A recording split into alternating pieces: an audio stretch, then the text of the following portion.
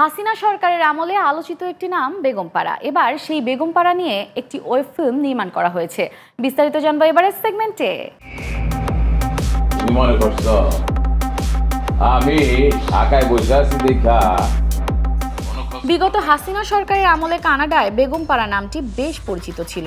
অবৈধভাবে বাংলাদেশ থেকে যারা টাকা পাচার করে কানাডার যে স্থানে বিলাসবহুল অট্টালিকা গড়ে তুলেছেন, এবার তাদের প্রবাস জীবনের আভিজাত্য নিয়ে নির্মাণ করা হয়েছে 2 পর্বের ওয়েব ফিল্ম বেগমপাড়া।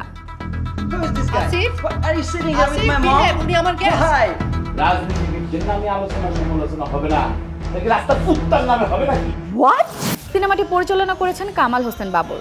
আমি বেগমপাড়া নামটাই শুধু ব্যবহার করেছি, কিন্তু এটাতে আমাদের এই গল্পে অনেকগুলো আমি শিক্ষণীয় অ্যাওয়ারনেস টাইপের একটা ওয়েব ফিল্ম আমি বানিয়েছি।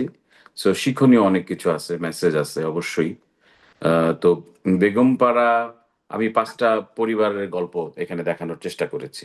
আমার এই গল্পের মূল বিষয়টা যেটা আমি নোটিস করার চেষ্টা করেছি যে অপরিকল্পিত জীবন এবং আপনার প্রাপ্তির চাইতে আপনি যতটুকু ডিজার্ভ করেন তার চাইতে বেশি কোনো কিছু প্রাপ্তি হইলে সেইটা আপনি কিভাবে মিসইউজ করছেন। সিনেমাটির গুরুত্বপূর্ণ একটি চরিত্রে অভিনয় করেছেন ইফফাতারা। কানাডার বেগমপাড়া সম্পর্কে কম বেশি সবাই জানে, কিউরিসিটি আছে সবারই।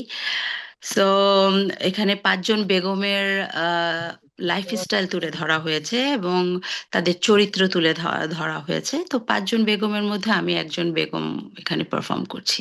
যেহেতু বিত্তশালীদেরকে নিয়ে এই ওয়েব ফিল্মটা, তো আমরা খুব ভালো ভালো লোকেশন, সুন্দর সুন্দর লোকেশন আমাদের ডিরেক্টর সিলেক্ট করেছে, ওখানে কাজ করেছি এবং সুন্দর সুন্দর বাড়িগুলোতে কাজ করেছি। তো সেদিক দিয়ে অভিজ্ঞতা খুব ভালো ছিল। সিনেমাটি কানাডাতে মুক্তি পাবে আগামী 21 ফেব্রুয়ারি।